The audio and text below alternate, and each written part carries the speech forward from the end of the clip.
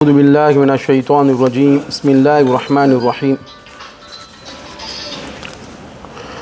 إن الحمد لله نحمده ونستعينه ونستغفره ونؤمن به ونتوكل عليه ونعوذ بالله من شرور أنفسنا ومن سيئات أعمالنا ومن يهده الله فلا مضل له ومن يضلله فلا هادي له وأشهد أن لا إله إلا الله وحده لا شريك له وأشهد أن محمدا عبده ورسوله أما بعد ربي اشرح لي صدري ويسر لي أمري واحلل عقدة من لساني يفقهوا قولي وقال تعالى يا أيها الناس اتقوا ربكم الذي خلقكم من نفس واحدة وخلق منها زوجها وبث منهما رجالا كثيرا ونساء واتقوا الله الذي تساءلون به والأرحام إن الله كان عليكم رقيبا وقال أيضا يا أيها الذين آمنوا اتقوا الله حق تقاته ولا تموتن إلا وأنتم مسلمون وقال أيضا يا أيها الذين آمنوا اتقوا الله وقولوا قولا سديدا يصلح لكم أعمالكم ويغفر لكم ذنوبكم ومن يطع الله ورسوله فقد فاز فوزا عظيما صدق الله العظيم. இந்த வானங்களையும் பூமியையும் எந்த விதமான முன்மாதிரியின்றி படைத்து பரிபாலிக்கக்கூடிய அந்த ரப்புல் இஸ்ஸத்தை போற்றி புகழ்ந்தவனாக அவனுடைய சாந்தியும் சமாதானமும் எமது தலைவர் முஹம்மது முஸ்தபா ஸல்லல்லாஹு அலைஹி வஸல்லம் அவர்கள் மீதும் அவர்களை பின்பற்றிய சத்திய சஹாபாக்கள் மீதும் இந்த மார்க்கத்திற்காக வேண்டி யாரெல்லாம் தியாகம் செய்தார்களோ தியாகம் செய்து கொண்டிருக்கின்றார்களோ அப்படிப்பட்ட நல்லோர்கள் மீதும் குறிப்பாக இந்த ஜும்மாவுடைய வேலையிலே இங்கே குழுமியிருக்கக்கூடிய நம் அனைவர்கள் மீதும் அந்த ரப்புல் இஸ்ஸத்துடைய சாந்தியும் சமாதானமும் என்றென்றும் நிலவற்றமாக என்று பிரார்த்தனை செய்தவனாக என்னுடைய இந்த ஜும்மாவுடைய உரையை ஆரம்பம் செய்கிறேன். எனது அருமை சகோதர சகோதரிகளே, நண்பர்களே, தாய்மார்களே, நாம் எல்லோருக்குமே ஒரு ஆசை இருக்கிறது. கண்டிப்பாக நாம் அப்படிப்பட்டவர்களாகத்தான் ஆக வேண்டும், இருக்க வேண்டும் என்று எண்ணக்கூடிய ஆசை, அதுதான் பாக்கியவான் என்பது. நம்ம எல்லோருக்குமே நான் ஒரு பாக்கியசாலியாக ஆகியே தீர வேண்டும் என்கின்ற எண்ணம் ஒவ்வொரு மூமினுக்கும் ஒவ்வொரு முஸ்லிமுக்கும் இருந்தே ஆக வேண்டும், இருக்க வேண்டும். அன்பார்ந்த சகோதர நண்பர்களே, பாக்கியவானாக ஆகுவதற்கான வழி என்ன? நற்பேறுகை பெற்றுக்கொள்வதற்காக வேண்டியான அடைந்து கொள்வதற்கான வழி என்ன? அதை பற்றி இந்த மார்க்கம் எதை சொல்லுகிறது என்று பார்த்தோம் என்று சொன்னால், அன்பார்ந்த சகோதர நண்பர்களே, ஆதம் அவ்வா அலைஹிஸ்ஸலாத்து வஸ்ஸலாம் அவர்களை பூமிக்கு இறக்கிய பிறகு அல்லாஹ் சுப்ஹானஹு வ தஆலா அந்த ரெண்டு பேருக்குமே இப்படிப்பட்ட ஒரு விஷயத்தை சொல்லி அனுப்புகிறான். ஃபஇம்மா யஅதியன்னகும் மின்னி ஹுதா, உங்களுக்கு என் புறத்திலிருந்து வழிகாட்டுதல் வரும், உங்களுக்கு என் புறத்திலிருந்து வழிகாட்டுதல் வரும். ஃபமனித்தபஅ ஹுதாய, உங்களில் யார் என்னுடைய இந்த வழிகாட்டுதலை பின்பற்றுவார்களோ ஃபலா யதில்லு, அவர்கள் வழி பெறல மாட்டார்கள், அவர்கள் வழி தவற மாட்டார்கள். வலா யஷ்கி, அவர்கள் ஷக்கியாக ஆக மாட்டார்கள், துர்பாக்கியவான்களாக ஆக மாட்டார்கள் என்பதாக மிக தெள்ள தெளிவாக அல்லாஹ் இந்த வசனத்தில் சுட்டி காட்டுகின்றான். ஆக இந்த வசனத்தின் மூலமாக நமக்கு தெரியக்கூடிய விஷயம், இறைவனுடைய வழிகாட்டுதலை நாம் பின்பற்ற ஆரம்பித்து விட்டோம் என்று சொன்னார். இறைவனுடைய வழிகாட்டுதலை நாம் பின்பற்ற ஆரம்பித்து விட்டோம் என்று சொன்னால் நிச்சயமாக நான் பாக்கியவான்களாக ஆகுவதற்கான மெனக்கெடல்களை நான் மெனக்கெட்டு கொண்டு இருக்கிறேன் என்பதாக நம்மளாலே புரிந்து கொள்ள முடியும். அன்பார்ந்த சகோதர நண்பர்களே, 100க்கு 100 நான் பாக்கியவானாக ஆகிவிட்டேன் என்று நான் எப்படி டிக்ளேர் செய்து தெரிந்து கொள்வது? நான் பாக்கியவானாக 100% நான் பாக்கியவானாகவே ஆகப்பட்டு விட்டேன் என்பதை என்னால் எப்பொழுது உறுதியாக சொல்ல முடியும் என்று சொன்னால், எப்பொழுது ஒரு மனிதனை கபரிலே வைக்கப்பட்ட பிறகு, எப்பொழுது ஒரு மனிதனை மண்ணறையிலே வைக்கப்பட்ட பிறகு அந்த மண்ணறை ஆகிறது கிட்டத்தட்ட 70 முழம் அளவிற்கு விசாலமாகி விடுகிறது. அவர் ஒரு மனிதனை கபரில் அடக்கம் செய்து விட்டு நாம் சென்று விடுவோம். கபரில் இருக்கக்கூடிய அந்த மனிதனுக்கு அந்த கபர் ஆகிறது 70 முழம் அளவிற்கு விசாலமாக ஆக்கப்பட்டு விட்டது என்று சொன்னால், அந்த கபர்வாசியிடத்திலே 2 மலக்குமார்கள் அழகிய தோற்றத்திலே வந்து அவருக்கு சுப செய்தி சொல்ல ஆரம்பித்து விட்டார்கள் என்று சொன்னார். அவருடைய கபருக்கும் சொர்க்கத்திற்கும் இடையே ஒரு ஜன்னல் இருக்கும். அந்த ஜன்னல் திறக்கப்பட்டு அந்த ஜன்னலின் வாயிலாக அவருக்கு தென்றல் காற்றுகள் வீசப்பட்டு விட்டது என்று சொன்னால், முதலாவதாக அவர் புரிந்து கொள்ளலாம், ஆம், நான் பாக்கியவானாக ஆக்கப்பட்டு கொண்டிருக்கிறேன், அதற்கான வாய்ப்புகள் எனக்கு 100% திறக்கப்பட்டு விட்டது என்பதாக அவன் கபரில் இருக்கும் பொழுது முதலாவதாக அவனாலே புரிந்து கொள்ள முடியும்.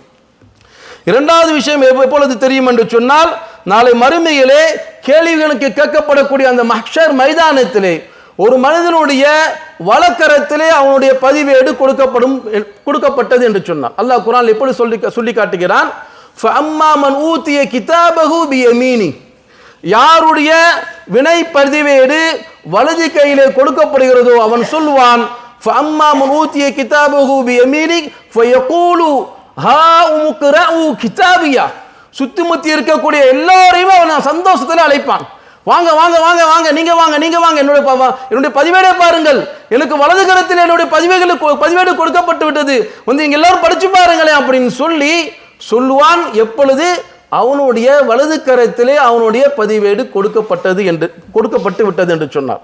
மூன்றாவதாக சிராத்துல் முஸ்தகீம் பாலத்தை அவர் கடக்கும் பொழுது யாரெல்லாம்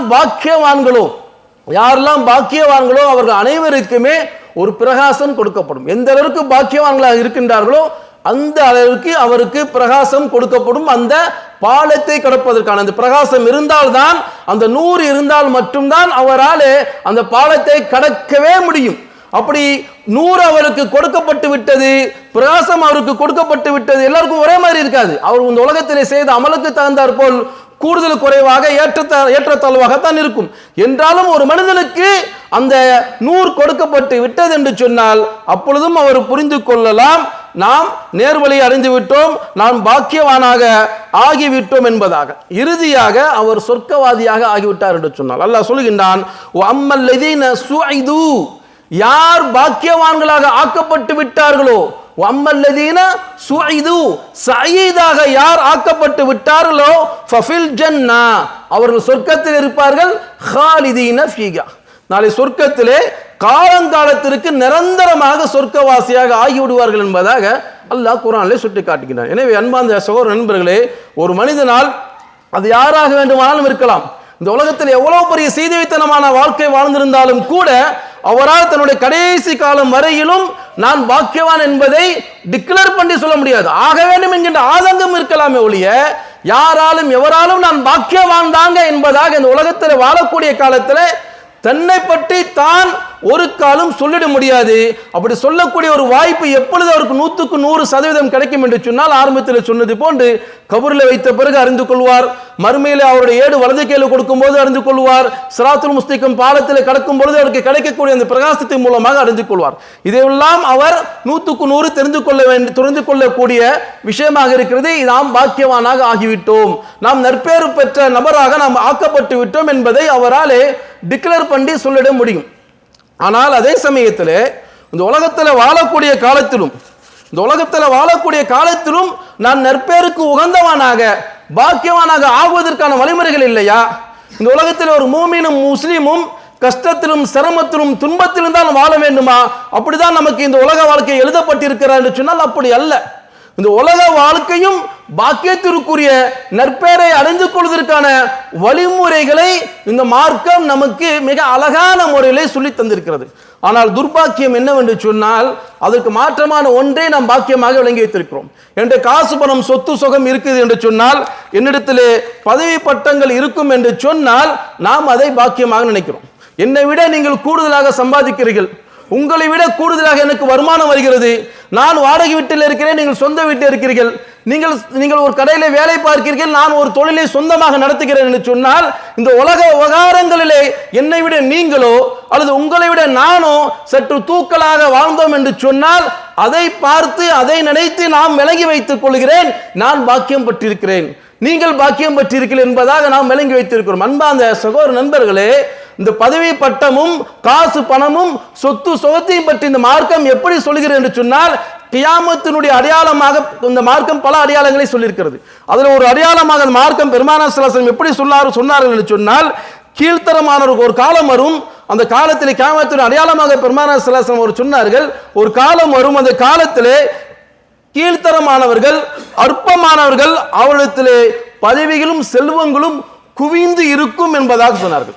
யாரிடத்திலே அற்பமானவர்கள் இருப்பார்கள், கீழ்த்தரமானவர்கள் இருப்பார்கள், ஆனால் அவரிடத்திலே சொத்து சுகங்கள் குவிந்து இருக்கும் என்று சொன்னார்கள் என்று சொன்னால், அன்பார்ந்த சகோதர நண்பர்களே, பதவி பட்டம் என்பது காசு பணம் என்பது அதுவே முழுக்க முழுக்க ஒரு மனிதன் பாக்கியவானுக்கான வாசித்தாவாக ஒரு காலம் இருக்க முடியாது. அப்துல்லா பின் அம்ர் பின் ஆஸ் என்று சொல்லப்படக்கூடிய ஒரு சஹாபி, அந்த சஹாபிடத்தில் ஒரு மனிதர் சொன்னார், நாமெல்லாம் முஹாஜிர்களாக இருக்கிறோம், நாமெல்லாம் முஹாஜிர்களாக இருக்கிறோம், எனவே சாதா சீதா வாழ்க்கையை தான் நாம் வாழக்கூடிய நிலைக்கு நாம் தள்ளப்பட்டு விட்டோம் என்பதாக ரொம்ப ஆதங்கப்பட்டு சொன்னார். அந்த சமயத்தில் அந்த மனிதரிடத்திலே அப்துல்லா பின் அம்ர் பின் ஆஸ் என்று சொல்லப்படக்கூடிய அந்த சஹாபி கூப்பிட்டு சொன்னார்கள், அப்பா உனக்கு ஆதரவு அளிக்கிறதுக்கு உனக்கு மனைவி இருக்காங்களா என்பதாக கேட்டார்.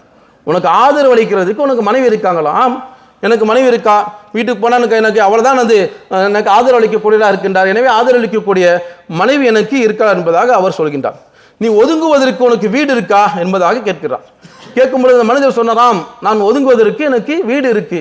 அப்பா ஒதுங்குவதற்கு உனக்கு வீடு இருக்கு, உனக்கு ஆதரவு அளிக்க உனக்கு மனைவி இருக்கார் என்று சொன்னால் நீ எப்படி ஏழையாக இருக்க முடியும்? நீ செல்வன்பா, நீ கனி என்பதாக அப்துல்லா பின் அம்ர் பின் ஆஸ் ரலியல்லாஹு அன்ஹு அவர்கள் அந்த மனிதருக்கு புரிய வைக்கின்றார்கள். அன்பார்ந்த சகோதர நண்பர்கள், ஒருவனுக்கு திருமணம் வாய்க்கக்கூடிய பாக்கியம் கிடைக்கிறது என்று சொன்னால், வீடு இருக்கும் என்று சொன்னால் அதுவே போதுமானது அவன் செல்வந்தன் என்பதற்கு. அந்த மனிதன் இதை கேட்ட மாத்திர சொன்னார், எனக்கு மனைவி மட்டுமல்ல, வீடு மட்டுமல்ல, எனக்கு வேலைக்காரர்களும் இருக்கார்கள் என்பதாக கூடுதலாக அவர் சொன்னார். இது சொன்ன மாத்திரத்திலே அந்த சஹாபி சொன்னார்கள், அப்துல்லா பின் அம்ர் பின் ஆஸ் ரலியல்லாஹு அன்ஹு சொன்னார்கள், அப்படி என்று சொன்னால் நீ செல்வந்தன் அல்ல, நீ அரசனப்பா என்பதாக சொன்னார்கள். அன்பார்ந்த சகோதர நண்பர்களே, இன்னைக்கு நானும் சரி நீங்களும் சரி வாலிபரை தவிர்த்து நம்ம எல்லோருக்குமே திருமணம் ஆகி இருக்கிறது, நமக்கு மனைவி இருக்கின்றார்கள், அவர்கள் மூலமாக நமக்கு ஆதரவு கிடைக்கிறது, நமக்கு வீடு இருக்கிறது, இதை தாண்டி வியாபாரத்துக்கான தொழிலுக்கான வருமானத்திற்கான வழிமுறைகள் இருக்கிறது. நாம் அவர்களை விட செல்வந்தர்கள் தான், ஆனால் நம்முடைய உள்ளமாகிறது ஏழையாக இருக்கிறது. வெளிப்படையில் பார்ப்பதற்கு அவர்கள் எந்த செல்வந்தனுக்கான அடையாளமாக சொன்னார்கள் அந்த சஹாபி, அதை விட தூக்கலாகவே நம்மிடத்திலே வாழ்க்கை முறை இருக்கிறது. ஆனால் நம்முடைய உள்ளம் ஏழையாக இருப்பதனாலே நாம் செல்வந்தராக இருக்கிறோம், நல்ல முறையில் வாழ்ந்து கொண்டிருக்கிறோம் என்ற புரிதல் நம்மிடத்தில் இல்லாமல் இருக்கிறது. அன்பார்ந்த சகோதர நண்பர்களே, பதவி பட்டம் கிடைப்பது என்பது இந்த மார்க்கத்திலே போற்றத்தக்க ஒரு விஷயமே கிடையாது. பதவி பட்டம் ஒரு மனிதனுக்கு கிடைப்பது என்பது இந்த மார்க்கம் அவருக்கு உயர்ந்த ஸ்தானம், நல்லவருக்கான அடையாளம் என்பதாக மார்க்கம் எந்த இடத்திலும் சொல்லி காட்டவில்லை. எந்த அளவுக்கு என்று சொன்னால், அபூதர் கிஃபாரி என்கின்ற சஹாபி அவர்களை வாலண்டரியா சொல்கின்றார்கள். சஹாபாக்களே சில சின்ன சஹாபாக்கள் இருப்பார்கள், பெரிய சஹாபாக்கள் இருப்பார்கள். இந்த அபூதர் கிஃபாரி எல்லாத்தவர்களும் பெரிய சஹாபாக்கள் ஒருவர், மிக சிறந்த ஒரு சஹாபாக்களே சிறந்தவர்கள் தான், அதிலே மிக சிறந்த ஒரு சஹாபியும் கூட. அப்படிப்பட்ட அந்த சஹாபி பெருமானார் ஸல்லல்லாஹு அலைஹி வஸல்லம் அவரிடத்தில் வந்து கேட்கின்றார்கள், யார் எனக்கும் பதவி கொடுங்க. எத்தனோ சஹாபாக்கள் எங்களுக்கு பதவி நீங்களும் கூப்பிட்டு கொடுக்குறீங்க இல்லையா, அதே போன்று எனக்கும் ஒரு பதவியை கொடுங்களே என்று சொல்லும் பொழுது பெருமானார் ஸல்லல்லாஹு அலைஹி வஸல்லம் அவர்கள் சொன்னார்கள், அபூதரே பதவி உங்களுக்கு வேண்டாம், பதவியை நீங்கள் ஒரு காலம் ஏற்காதீர்கள். ஏனென்று சொன்னால் நீங்கள் பலகீனமானவர்கள் நீங்கள் பதவியை அடைவீர்கள் என்று சொன்னால் அது குறித்து கேள்விகள் கேட்கப்படுகிறது என்பதாக. பதவி நீங்கள் பலகீனமாக இருந்தாலும் சரி, அதற்கான தகுதி உங்களுக்கு இருந்தாலும் சரி, உங்களிடத்திலே பதவி குறித்து கேள்விகள் கேட்கப்படாமல் நீங்கள் அந்த இடத்தை விட்டு நகரவே முடியாது நடைமுறையிலே. ஆனால் அவர்கள் பலகீனமாக இருந்ததினாலே பெருமானார் ஸல்லல்லாஹு அலைஹி வஸல்லம் சொன்னார்கள், நீங்கள் பதவியை கேட்காதீர்கள் என்பதாக பெருமானார் ஸல்லல்லாஹு அலைஹி வஸல்லம் அவர்கள் அந்த சஹாபிக்கு உபதேசம் செய்கின்றார்கள். அன்பான சகோதர நண்பர்களே, அப்பாசியா மன்னர்களில் ஒருவர் அப்துல் மலிக், அவருடைய மகனுடைய பெயர் இஷாம். இந்த இஷாம் என்பவர் சொல்கிறார், நான் என்னுடைய வாழ்நாளிலே தூங்கிய நாட்கள் என்று சொன்னால், நிம்மதியாக வாழ்ந்த நாட்கள் என்று சொன்னால் 13 18 தான். இந்த நாட்கள் மட்டும்தான் நான் நிம்மதியாக இருந்திருக்கிறேன் என்று ஒரு அரசனுடைய மகன் சொல்கிறார். இப்போ அவருக்கு பதவி பட்டம் இல்லையா, சொத்து சுகம் இல்லையா, காசு பணம் இல்லையா, எல்லா உலக வாய்ப்புகளும் அவர்களுக்கு இருந்தும் கூட ஏன் அவர்களால் நிம்மதியாக இருக்க முடியவில்லை என்று சொன்னால், அன்பார்ந்த சகோதர நண்பர்களே, இந்த வெளிப்படையிலே தெரியக்கூடிய உடல் ரீதியான விஷயங்களை நாம் அடைந்து கொள்வதற்கு பெயர் கிடையாது நிம்மதி என்பது, பாக்கியவான் என்பது. அப்படி இருக்கும் என்று சொன்னால் இன்னைக்கு எத்தனோ தொழிலதிபர்களை நம்மளால பார்க்க முடிகிறது. இன்னைக்கு எத்தனோ தொழிலதிபர்களை நம்மளால பார்க்க முடிகிறது. அவர் இறந்தால் மட்டும் பரவாயில்லை, அவர் தன்னுடைய மனைவியோடு 2 பிள்ளைகளோடு கூடுதலாக தன்னுடைய மாமியாரோடு சேர்ந்து காருக்குள்ளே தற்கொலை செய்து கொண்டார். யாரப்பா? அன்றாட காட்சியா? வருமானத்துக்கு வழி இல்லாமல் பிச்சை எடுக்கக்கூடிய நிலைக்கு போன நபரா என்று சொன்னால் இல்லை. சொந்தமாக தொழில் நடத்துகிறார். கார் யாருடைய காரு? வாடகை காரா? இல்லை, அவருடைய சொந்த காரு. சொந்த காருக்குள்ளாக தங்களுக்குள்ளாக விஷம் வைத்து 5 பேருமே மாண்டு விட்டார் என்பதாக செய்திகள் எல்லாம் சர்வசாதாரணமாக படிக்கிறோம். ஏன் இறந்தார்கள்? காசு இல்லையா, சொத்து இல்லையா, பதவி இல்லையா, பட்டம் இல்லையா? நீ எத்தனோ நடிகைகள் இறக்கின்றார்கள், தற்கொலை செய்து கொள்கின்றார்களே. எதன் காரணத்தினாலே? காசு பணம் அவங்களுக்கு கம்மியா போயிருச்சு, நம்ம அளவுக்கு அவங்களால வசதியா வாழ முடியல, நம்மகிட்ட இருக்கக்கூடிய வீடு அவங்ககிட்ட இல்லை, நம்மகிட்ட இருக்கக்கூடிய சாப்பாடுகளை அவரால் சாப்பிட முடியவில்லை என்பதனாலே அவர்கள் இறந்து விட்டார்களா, தற்கொலை செய்து கொண்டார்களா? எனவே அன்பார்ந்த சகோதர நண்பர்களே, நிம்மதி என்பது எதிலே கிடைக்கும் என்று சொன்னால், நிம்மதி என்பது எதிலே ஒரு மனிதனாலே அணிந்து கொள்ள முடியும் என்று சொன்னால், உடல் தேவைகளை நிறைவேற்றிக் கொள்வதன் மூலமாக ஒரு மூமினுக்கு ஒரு காலம் நிம்மதி அடையவே முடியாது. நிம்மதி கிடைக்க வேண்டும் என்று சொன்னால், நிம்மதியை அடைந்து கொள்ள வேண்டும் என்று சொன்னால், அதற்கான ஒரே வழி, ஒரே வாசித்த எது என்று சொன்னால், ரூஹுக்கு உண்டான உணவை கொடுக்க வேண்டும். உடலுக்கு உண்டான உணவை கொடுப்பதை விட பல்மடங்கு கூடுதலாக ரூஹுக்கான உணவை கொடுப்பதன் மூலமாக மட்டும்தான் ஒரு மனிதனாலே, ஒரு மூமினாலே நிம்மதியாக இந்த உலகத்திலே வாழ முடியும். ஈமானை உணர முடியும், ஈமானை உணர வேண்டும். இந்த உலகத்தில் வாழக்கூடிய காலத்திலே ஈமானை எந்த அளவுக்கு புரிந்து கொள்கின்றோமோ, ஈமானை எந்த அளவுக்கு உணர்கின்றோமோ, அந்த அளவுக்கு தான் இந்த உலகத்திலே ஒரு மனிதனாலே நிம்மதியாக வாழ முடியும். ஒரு கணவன் மனைவி, கணவன் மார்க்கப்பற்று இல்லாதவர், மார்க்கத்தை பற்றிய சரியான பார்வை புரிதல் இல்லாத ஒரு நபர். ஆனால் அதே சமயத்தில் அவர்கள் மனைவி அப்படி அல்ல, மார்க்கத்தை விளங்கிய, மார்க்கத்தை புரிந்த ஒரு பெண்மணியாக இருந்தார்கள். அவர்களுக்கு மத்தியிலே சில நேரத்தில் ஒரு சந்தர்ப்பத்திலே சக்கரவு ஏற்படுகிறது, சண்டை சக்கரவு ஏற்படுகிறது.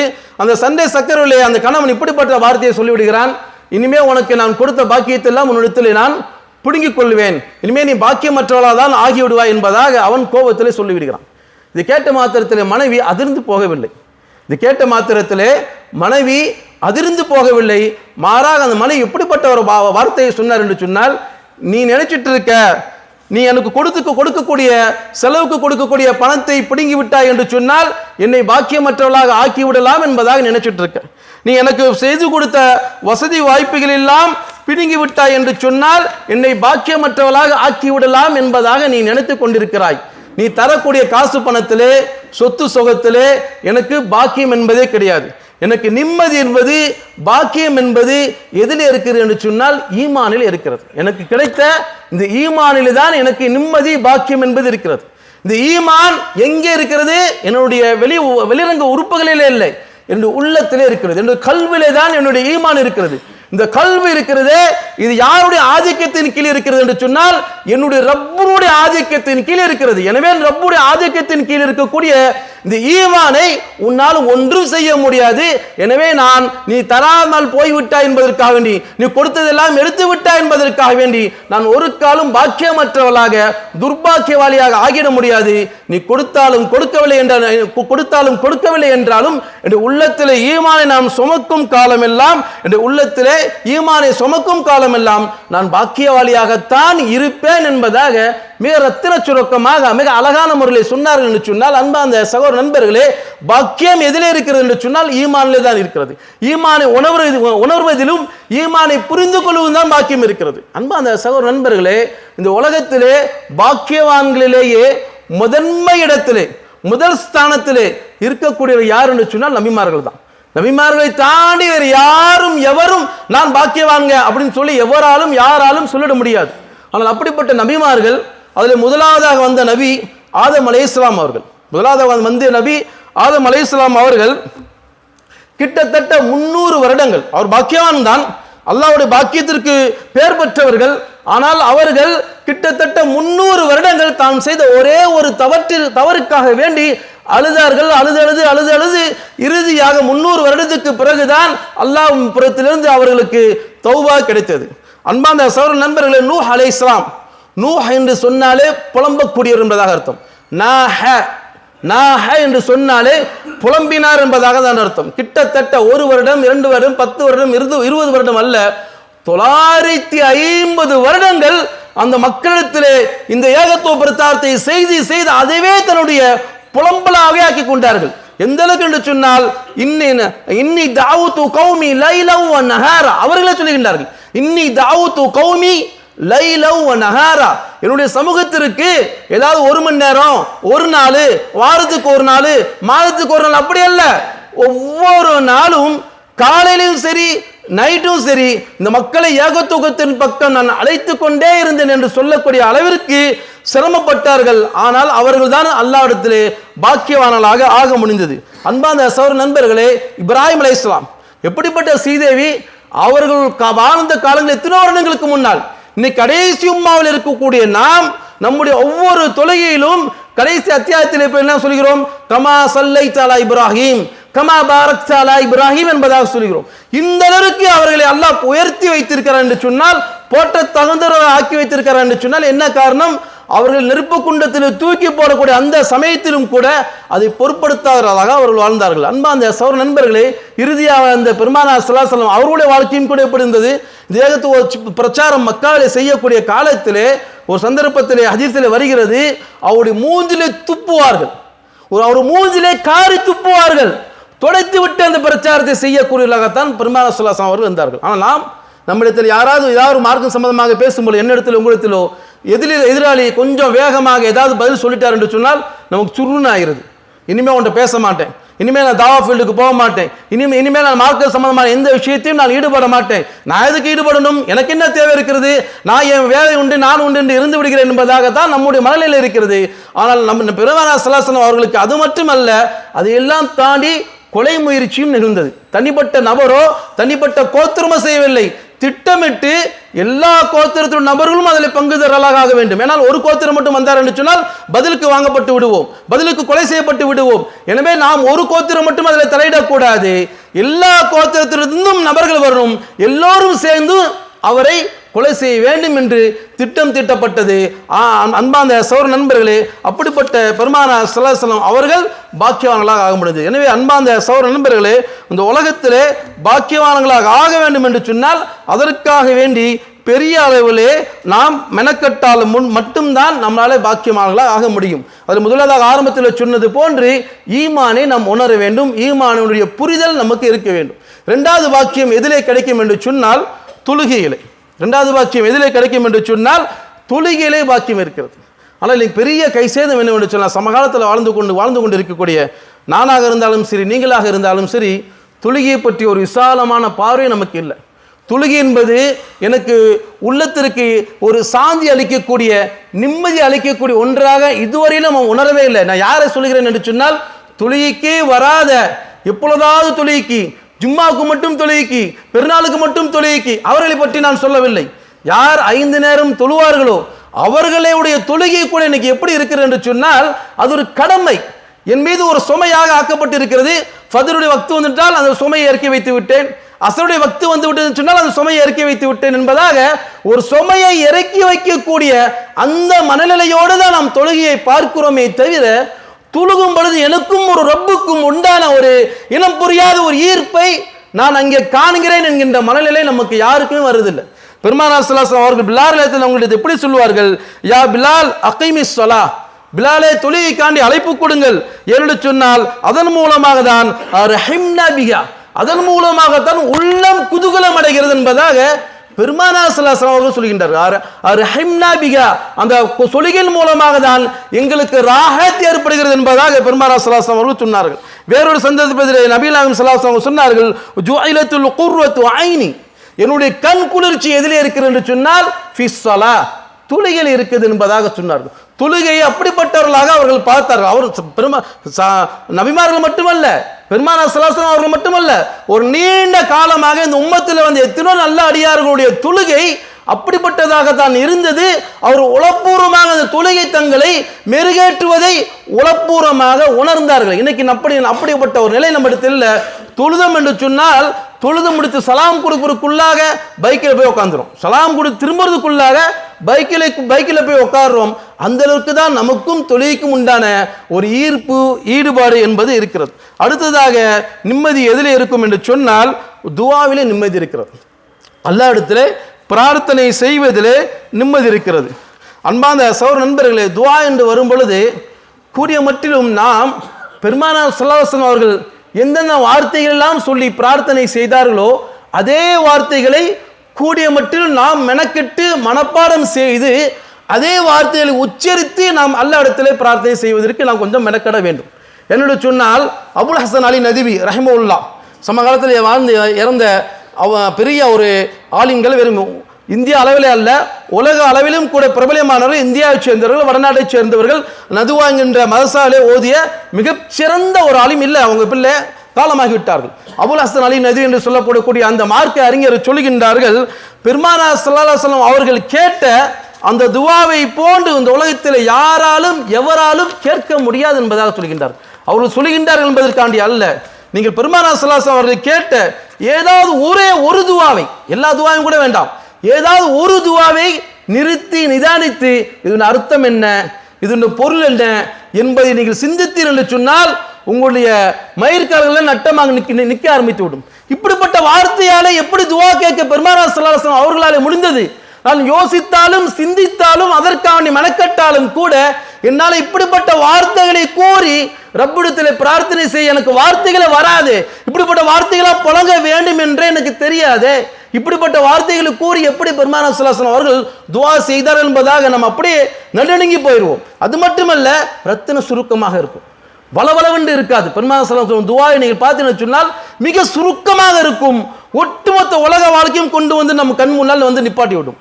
அதில் ஒரு துவா பெருமானார் ஸல்லல்லாஹு அலைஹி வஸல்லம் அவர்கள் கேட்ட துவாவை அபு மூஸா அல்-அஷ்அரி என்ற சஹாபி அவர்கள் அறிவிக்கிறார்கள். அவர்கள் சொல்லுகின்றார்கள், யா ரசூலுல்லாஹ், நீங்கள் எப்பொழுது பார்த்தாலும் அல்லாஹ் மஃபிர் லி தம்பி வ வஸி லி தாரி வ பாரிக் லி ஃபி ரிஸ்கி என்கின்ற துவாவை நீங்கள் அடிக்கடி சொல்லுறீங்களே, என்ன காரணத்தினால் இந்த துவாவை நீங்கள் அடிக்கடி சொல்லுகிறீர்கள் என்பதாக கேட்கின்றார்கள். வேறொரு அறிவிப்பில் வருகிறது, பெருமானார் ஸல்லல்லாஹு அலைஹி வஸல்லம் அவர்கள் ஒது செய்து முடித்த பிறகு இந்த துவாவை ஓதுவார்கள் என்பதாக, ஒது செய்து முடித்த பிறகு இந்த துவாவை ஓதுவார்கள் என்பதாக வருகிறது. என்ன அர்த்தம்? இந்த துவாவின் அர்த்தம் மிக அற்புதமான அர்த்தம். ஆரம்பத்தில் சொன்ன மாதிரி மிக மிக சின்ன துவா, ஆனால் ஒரு மனிதனுக்கு உண்டான அனைத்து நலவுகளையும் கொண்டு வந்து சேர்க்கக்கூடிய துவா. இந்த துவாவை பற்றி அந்த சஹாபி பெருமானார் ஸல்லல்லாஹு அலைஹி வஸல்லம் கேட்கின்றார்கள், யா ரசூலல்லாஹ், நீங்கள் எப்பொழுது பார்த்தாலும் இந்த துவாவை ஓதுபவர்களாகவே நான் பார்க்கிறேனே என்று கேட்கும் பொழுது பெருமானார் ஸல்லல்லாஹு அலைஹி வஸல்லம் அவர்கள் சொன்னார்கள், அந்த சஹாபியை பார்த்து சொன்னார்கள், இந்த துவாவில் இருக்க கருத்து உங்களுக்கு புரிகிறதா, இந்த துவாவின் அர்த்தம் உங்களுக்கு புரிகிறதா? ஆம் யா ரசூலல்லாஹ் என்று சொன்ன மாத்திரத்திலே, அப்படி என்று சொன்னால் இந்த துவாவை நீங்கள் அதிகமாக கேளுங்கள் என்பதாக பெருமானார் ஸல்லல்லாஹு அலைஹி வஸல்லம் அவர்கள் சொன்னார்கள். என்ன அர்த்தம்? அல்லாஹ் மஃபிர் லி தம்பி, பெருமானார் ஸல்லல்லாஹு அலைஹி வஸல்லம் அவர்கள் சொல்லுகின்றார்கள், அல்லாஹ் மஃபிர் லி தம்பி, என்னுடைய பாவத்தை மன்னித்து விடு ரஹ்மான் என்பதாக அல்லாஹ் இடத்தில் துஆ கேட்கிறார்கள். வ வஸி லி தாரி, என்னுடைய வீட்டை விசாலமான வீடாக ஆக்கிவை. அன்பார்ந்த சகோதர நண்பர்களை புரிந்து கொள்றோம், விசாலமான வீடுனா 5 சென்ட் 10 சென்ட்ல வீடு இருக்கிறது, அது இல்லை விசாலமான வீடு என்பது. அன்பார்ந்த சகோதர, 5 சென்ட் 10 சென்ட்லையோ அல்லது பண்ணை வீடு எனக்கு இருக்கு, அதுக்கு பேர் தான் விசாலமான வீடு, அதுவல்ல. இன்னைக்கு நம்மளுடைய பல பேருடைய வீடு அப்படி இருக்கு, ஆனால் அந்த வீடு நமக்கு விசாலமா இல்லை. வீட்டுக்கு போனாலே நமக்கு ஒரு விதமான உள்ளமாகிறது, சுருங்கி விடுகிறது. வீட்டில் இருப்பதை விட வெளியில இருப்பதால் நமக்கு ராகத்தாக தெரிகிறது. ஆனால் பெரிய வீடா இருக்கே, விசாலமான வீடா இருக்கு, ஏன் நமக்கு வீட்டுக்குள்ள போனா விசாலமான தன்மை ஏற்பட மாட்டேங்கிறது? ஆனால் இதற்கு முன்னால் பார்க்கலாம், நான் சிறுபிராயத்தில் இருக்கக்கூடிய என் வயதை ஒத்தவர்கள் அல்லது என்னை விட மூத்தவர்களாம் அங்கே தெரிஞ்சிருப்பீர்கள், நம்முடைய வீடு நாம் சிறுபிராயத்தில் இருக்கும் பொழுது நம்முடைய வீடுகள் 4-5 ரூம்களை வைத்தெல்லாம் கட்டப்படலை. ஒரே ஒரு ஹால், ஒரே ஒரு அடிப்படை, ஒரே ஒரு ஹாலு, ஒரே ஒரு அடிப்படை. அந்த ஹாலிலே அந்த அடிப்படையில் எத்தனை பேர் இருப்போம்? பெற்றவர்கள் அத்தா அம்மா 2 பேரு, அவருக்கு 6-8 பிள்ளைகள். அந்த சகோதர நண்பர்களே, 6-8 பிள்ளைகளும் அதே வீட்டில் தான் இருந்தார்கள். எந்த அளவுக்கு அந்த வீட்டின் மீது நமக்கு முஹப்பத் இருக்கும் என்று சொன்னால், இன்னைக்கு அவருக்கு 40 வயது 50 வயது இருக்கும். ஆனால் அந்த பழைய வீட்டுக்கு போனால் அதனுடைய கதவை தொட்டு பார்ப்பார், அதனுடைய திண்ணையை தொட்டு பார்ப்பார், அதனுடைய அடுப்பாங்கரைக்கு போய் பார்ப்பார், அதனுடைய ஹாலுக்கு போய் பார்ப்பார். சொல்லுவார், இந்த வீடு இருக்கிறதே எனக்கு குதூகலத்தை கொடுத்த வீடு. எந்த வீடு? அந்த வீட்டில் ஏசியே இருக்கு இல்லையே, அந்த வீடு தனித்தனி அறையே இல்லையே, ஒரே ஹாலு, அத்தா இங்க படுத்திருப்பாரு, அத்தாக்கு அப்புறம் 4 பேங்க எங்கிட்டு படுத்திருப்பாங்க, அம்மா படுத்திருப்பாங்க, அம்மாக்கு அப்புறம் அக்கா தங்கச்சி 2 பேர் அங்கிட்டு படுத்திருப்பாங்க, ஒரே ஹால்ல தான் எல்லாரும் படுத்திருப்பாங்க. இந்த வீடு உங்களுக்கு குதூகலத்தை கொடுத்தது என்று சொன்னால் இதைதான் பெருமானார் ஸல்லல்லாஹு அலைஹி வஸல்லம் சொல்லுகின்றார்கள், ஓ வஸ்ஸிஅலி தாரி, எனக்கு விசாலமான வீடை கொடுனா அது வீடாகிறது எனக்கு சுகந்தத்தை கொடுக்கணும். வீடு என்பது ஏக்கர் கணக்கில் சென்ட் கணக்கில் விசாலம் இருப்பது அதுவல்ல, என் உள்ளத்திற்கு அந்த வீடாகிற விசாலத்தன்மையை ஏற்படுத்த வேண்டும். அதுதான் பெருமானார் ஸல்லல்லாஹு அலைஹி வஸல்லம் கேட்கின்றார்கள், ஓ வஸ்ஸிஅலி தாரி, என்னுடைய வீட்டிலே விசாலத்தை கொடு, ஓ பாரிக் லி ஃபீ ரிஸ்கி, என்னுடைய சோத்திலே இல்லை, ரிஸ்க் என்று சொன்னால் சோறு கிடையாது, சாப்பாடு கிடையாது, என்னுடைய வாழ்வாதாரம். ஒரு மனிதனுக்கு வாழ்வதற்கு என்ன தேவையாது, யாராக இருக்கலாம், ஆணாக இருக்கலாம், பெண்ணாக இருக்கலாம், அரசனாக இருக்கலாம், ஆண்டியாக இருக்கலாம், பணக்காரனாக இருக்கலாம், ஏழையாக இருக்கலாம், நகரவாசியாக இருக்கலாம், கிராமவாசியாக இருக்கலாம், ஒவ்வொருவருக்கும் ஒவ்வொரு விதமான வாழ்வாதாரம் தேவைப்படுகிறது. இந்த வாழ்வாதாரத்திலே குடி என்பதாக அல்ல, பாரிக்லி, அதிலே பரக்க செய்தி. போன வாரம் கூட சொன்னார்கள் பரக்கத்து என்னன்னு சொல்லி, அது விலாவரையாக பேசுறதுக்கான நேரம் அவகாசம் இல்லை, வேற ஒரு சந்தர்ப்பத்தில் பார்ப்போம். அதிலே பரக்கத்து செய் என்பதாக பெருமானார் ஸல்லல்லாஹு அலைஹி வஸல்லம் துஆ செய்கின்றார்கள். மொத்தமே 3 வார்த்தை தான். அல்லாஹும்ம அஃபிர் லி தம்பி வ வஸ்ஸி' லி தாரி வ பாரிக் லி ஃபீ ரிஸ்கி. 3 வார்த்தை ஒட்டுமொத்த உலகத்தையும் கொண்டு வந்து நமக்கு முன்னால் வைத்து விட்டது. எனவே அன்பார்ந்த சகோதர நண்பர்களே, துஆவில் நமக்கு லகிப்பு ஏற்படும். அதுவும் நம்மிடத்த ஆரம்பத்தில் சொன்னதை போன்று தொழுகையில் எப்படி நமக்கு ஒரு புரிதல் இல்லாமையே தொழுகிறோமோ, துஆலும் அப்படிதான் இருக்கும். ஏன் கையேந்திரோம், என்ன சொல்றோம், யார்கிட்ட கையேந்திரோம், எதை பற்றி கேட்கிறோம், எந்த விதமான புரிதலும் இல்லாமல் நான் ஒரு பக்கம் போயிட்டு இருக்கு, கண் ஒரு பக்கம் போயிட்டு இருக்கு, உள்ளத்தில் இருக்கிற சிந்தனை ஒரு பக்கம் போயிட்டு இருக்கு. யாரை நாம் கோமாளியாக ஆக்கிறோம்? துஆங்கிற பேரிலே நாம் யாரை கோமாளியாக ஆக்குவதற்கு நாம் நடக்கிறோம் என்பதை அன்பான பல பேரோட துஆவை பார்க்கும்போது நமக்கு அப்படிதான் தோணுகிறது. இவர் துஆ கேட்பதை விட துஆ கேட்காமல் இருப்பது சிறந்ததாக இருக்குமோ என்று நினைக்கக்கூடிய அளவுக்கு இன்னைக்கு நம்மளே அதிகமான பேரோட துஆக்கள் அப்படிதான் இருக்கு. இதுவே இப்படி என்று சொன்னால் இதை தாண்டி துஆவில் எப்படி என்னுடைய கண்களிலிருந்து கண்ணீர் வரக்கூடிய நிலைக்கு நான் இங்கே துஆ கேட்கிறேன். அப்படிலாம் ஒரு நேரம் இருந்தது. நான் 30-40 வருடங்களுக்கு முன்னால் கூட ஒரு சில பேர்களையாவது அப்படி பார்க்க முடிந்தது. இன்னைக்கு அப்படி கூட இல்லை. யாருடைய கண்கள் இருந்தும் தன்னுடைய பாவங்களை நினைத்து, தன்னுடைய குற்றங்களை நினைத்து, தான் செய்த அநியாயங்களை அனுக்கிரமங்களை நினைத்து கண்களிலிருந்து கண்ணீர் எல்லாம் வரக்கூடிய மக்கள் இந்த உலகத்தில் சொற்பத்திலும் சொற்பமானவர்கள் ஆகிவிட்டோம். எனவே அன்பார்ந்த சகோதர நண்பர்களே, நம்முடைய வாழ்க்கை பாக்கியமுக்கிய வாழ்க்கையாக ஆவதற்கு எதையெல்லாம் ஆரம்பத்தில் சொன்னோமோ, இந்த உலகத்தில் வாழக்கூடிய காலத்திலும் ஈமானுடையவர்களாக, துஆவில் அதிக ஈடுபாடுள்ளவர்களாக, தொழுகையை புரிந்துணர்வு தொழுகக்கூடியவர்களாக ஆகுவதற்கு அல்லாஹ் சுப்ஹானஹு வ தஆலா எனக்கும் உங்களுக்கும் தௌஃபீக் செய்வானாக. வாஹிரு தஅவானா அல்ஹம்துலில்லாஹி ரப்பில் ஆலமீன்.